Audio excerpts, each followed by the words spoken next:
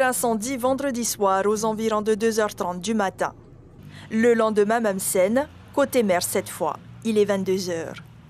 Ce lundi matin, les passants sont unanimes. Ils sont outrés devant un tel tableau de désolation. Qu'est-ce que tu veux dire? Voilà, on est... Il n'y a pas de mots. Il n'y a pas de mots.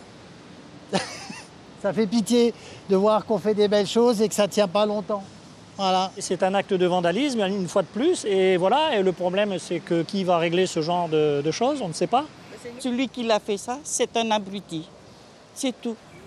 Acte de vandalisme gratuit ou inconscience, ces faits viennent entacher une fois encore l'image de la capitale. Ils alimentent davantage un sentiment d'insécurité chez les commerçants. Ce qu'on vient de voir, on a peur aussi pour nous, hein, parce que c'est un doute, quoi. Vous avez peur pour votre commerce? Ah oui, oui. Surtout qu'après, le lendemain, si on brûle aussi notre magasin, on n'aura plus de travail, hein. Pour le premier incendie, un groupe de jeunes a été appréhendé dans la foulée grâce aux caméras de surveillance de la ville. Quant au deuxième abri de bus, le doute plane sur un sans-abri qui aurait été évacué des lieux quelques jours plus tôt. On a un système de vidéosurveillance en ville qui, pour le coup, a bien fonctionné. Pour le coup, on a effectivement identifié un groupe de gamins circulant dans la ville et il semblerait que certains parmi eux auraient été reconnus par des témoins de cet incendie. Donc, enfin là, ce sont des supputations.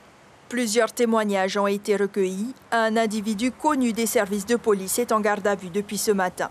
L'aménagement du front de mer a coûté 272 millions de francs aux contribuables. Plus d'1 million de francs viennent se rajouter à la note pour les réparations.